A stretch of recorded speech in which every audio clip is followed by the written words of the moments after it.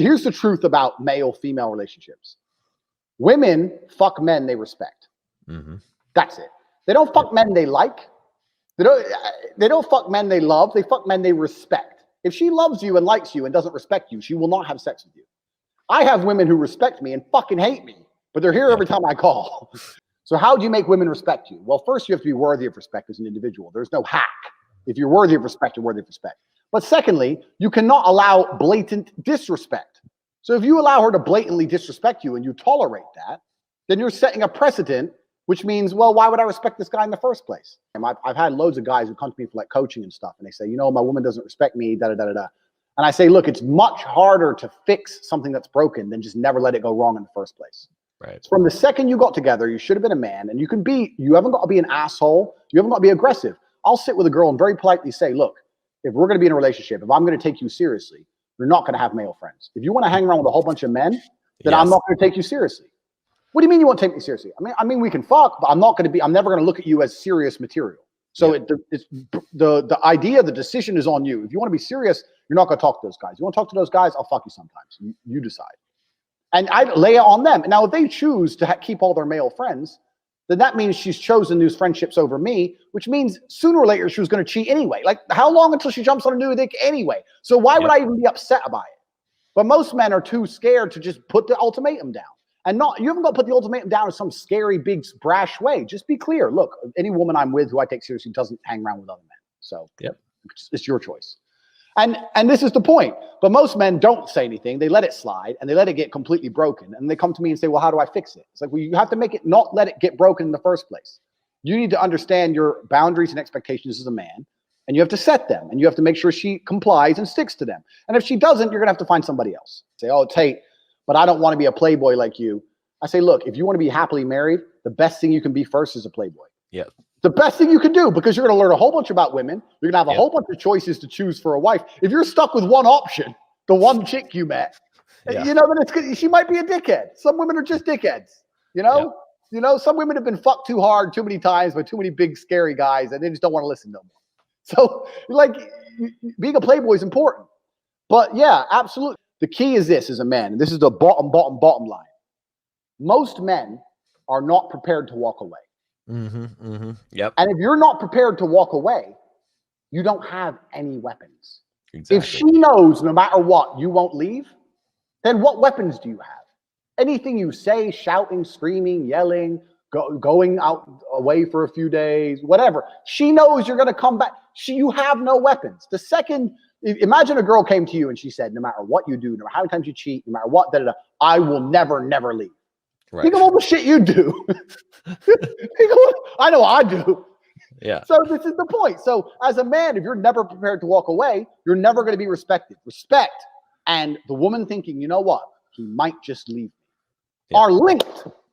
They have to be there. So you have to mean what you say. You have to let her know, look, there's some things I won't tolerate. And if you fuck with me, I'm going to walk away. And if you walk away and she doesn't chase you, then she's gone. But at least you saved yourself a fucking nasty divorce and getting cheated on and all that shit. Just end it then and there and save yourself a bunch of time. But men are too afraid to pull the plug on it because they get addicted to the pussy and they don't believe they can get any more pussy and they get all messed up. And this is one of the advantages of being a playboy.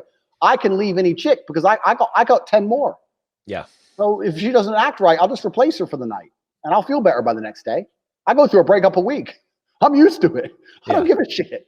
And it's just like, this is part of the game. So you have to be prepared to walk away as a man. So you have to look at any relationship you're in and say, okay, I'm a nice guy. I love her. She loves me, but I have boundaries. And if she fucks with them, I'm going to have to walk away. I've been head over heels in love with women and left them and never got them back. And they never knew. Yep. That's life. That's how it goes. I've been head over heels in love with women. I didn't want to lose them and they weren't listening. So I walked away and they didn't chase me and I lost them. But that's it. My honor's intact. My pride's intact. And now I don't give a fuck anymore because time's a healer. That's life. So it's better than staying in a relationship, which I'm not happy in because she starts acting like a fucking fool. I use chess analogies a lot, but it's kind of like chess. If you're playing a game of chess and you're in a losing position and the only hope you have of winning is a big sacrifice, you give up your queen and you don't know if it's going to work or not, but it's the only hope. You're better off making the sacrifice, even if you lose, because if you don't, you're just going to slowly get ground down and definitely lose in the end. Right. Like, do you love that pussy so much you'd rather delay the breakup by 7 months and lose without any pride or honor?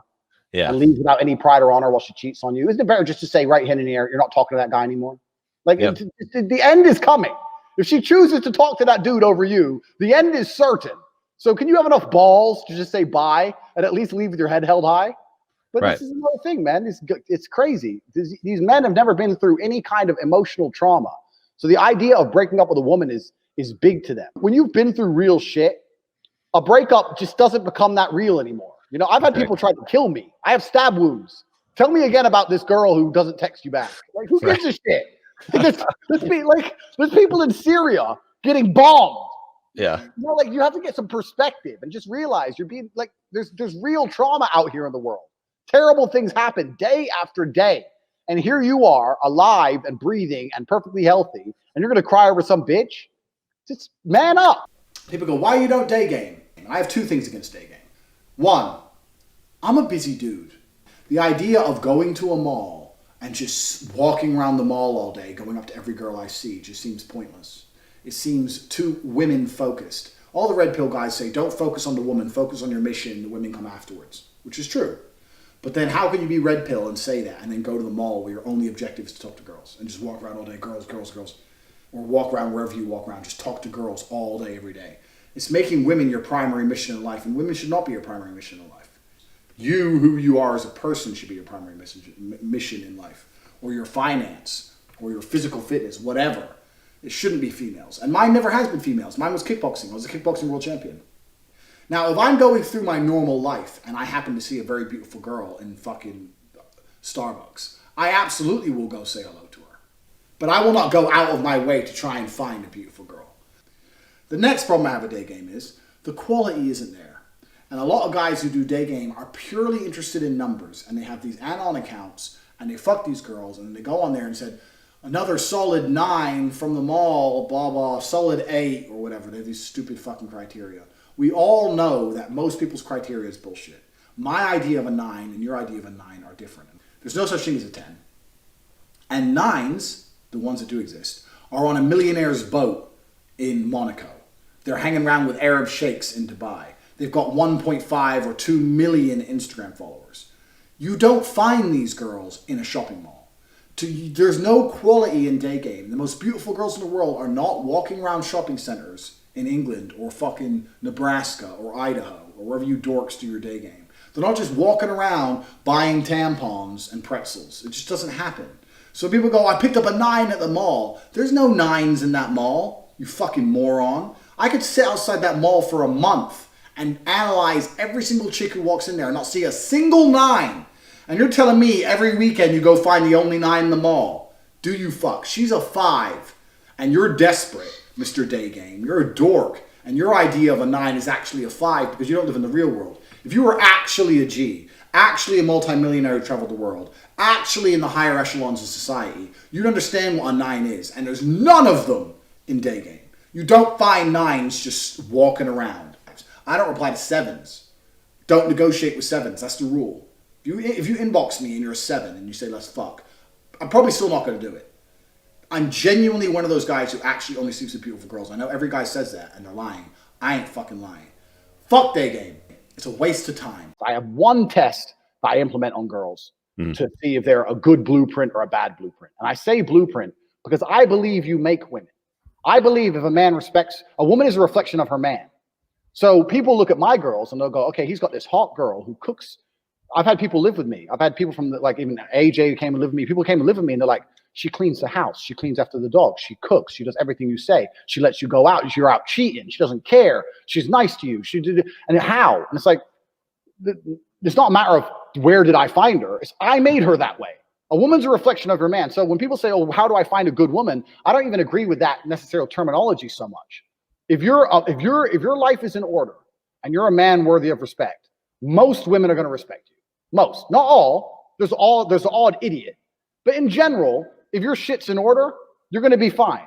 So when people say, if you're constantly having women cheat on you, the problem's with you. I'm telling you now, I haven't been cheated on. And I'm trying to think when the last time I got cheated on by a serious girlfriend. 10, 15 years? Where's she going to go? Cheat with who? It's just, I don't have that problem. If every girlfriend you have is cheating on you, there's got to be a point where you look in the mirror and say, okay, maybe this is something to do with me. It can't all be women. Like it takes two to tango. So this whole idea, people say to me, where do you find good women? And I say, look, a woman's a reflection. If you're a good man, you'll see women. You can be nice to women. I'm not saying don't be nice. But the idea of being nice in and of itself has no value because nice is something which is intangible. Nice is something that can be fabricated, right? You or I can go out there and be nice. We can be nice to people we don't like. Yeah. Anybody can be nice. So if there's no scarcity attached, how can I have a value? Something like status is very hard to fake, right? Something like that Lambo is very hard to fake. Something like all these things are very hard to fake, but nice can be faked. And in fact, most girls will tell you the guy that started off nice, as soon as he didn't get the pussy, he's the one who starts going, you know what, bitch, I don't even like you did this. The whole thing was a lie. So these women have evolved when you come along talking nice to think, I remember the last psycho was talking nice. Nice is almost a red flag to a lot of women, right? Because why would you? And let's be honest, gentlemen, me being a misogynist, right? Let's be honest. Why would you be nice to a chick unless you're trying to fuck her? I'm gonna be the misogynist. I believe that just as much as men are in competition with each other, women are in constant competition with each other. What they want is they want a guy they can show off to other girls. That's the basis of it. So if other girls, the more girls want you, the more girls are going to want you. It's super easy at the top and it's super hard at the bottom. It's a positive feedback loop. Yeah. Yeah, the more girls, like, so me and Tristan, if we go to the club here in Romania, if we go to the club, we will bring 10 girls minimum. And we will do that because we'll end up with more girls. Yeah. Because all the other girls in the club are like, well, these two dudes, all those hot chicks, who are these guys? Yeah. Like, and it's just the nature of females. They're inquisitive and they kind of like the idea of men that are in demand. This is just how it goes. So the more women you have, every guy knows that when you got a girlfriend, it's easy to cheat. And as soon as you're single, you can't find anything to fuck. It's just the way it is. This is the way the world works. There's a whole bunch of boring answers about, improve yourself as a person and self-development and all that crap. Which is bullshit. That's one side of it. Yeah. Yeah. I mean, but that's one side of it. But I think another side of it is you just need to be uncompromising, and you need to be uncompromising in a very positive way. So I always say to people, I've never been in the friend zone in my life. And the reason I've never been in the friend zone in my life is because I'm very clear about my intentions. I think you're beautiful. Oh, well, we're friends. Well, no, we're not, because I think you're beautiful and I want to have sex with you. So are you coming on a date with me or not? Yeah. No? Okay, goodbye.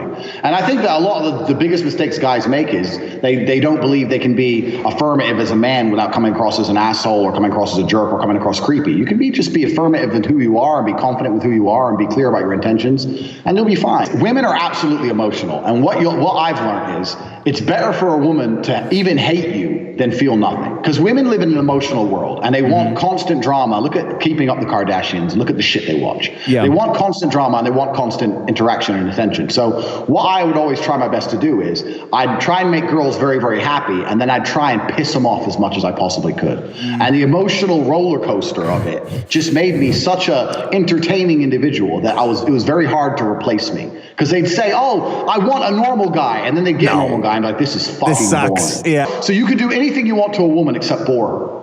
So I would literally I'd arrange dates and not turn up, or I'd accuse her of cheating with absolutely zero basis and start throwing her shit out the door for no reason, or I'd fuck her best friend, or anything to just make her furiously angry, because women are controlled by emotion. So if she's furiously angry at you, you are still the only man she's thinking about. Yeah. So yeah, like one way or another, and obviously there's a line. I'm not saying be a dickhead, but I'm saying you just need to understand that you need to always give a female an emotion, whether a positive one or a negative one. There's always clever and interesting ways to do it. I still do that now. So one of my ex-girlfriends about 3 years ago, she's fucking smoking hot. She's on that Tate Limited page. There's me in a Lambo and she's sitting next to me. She's got blonde hair.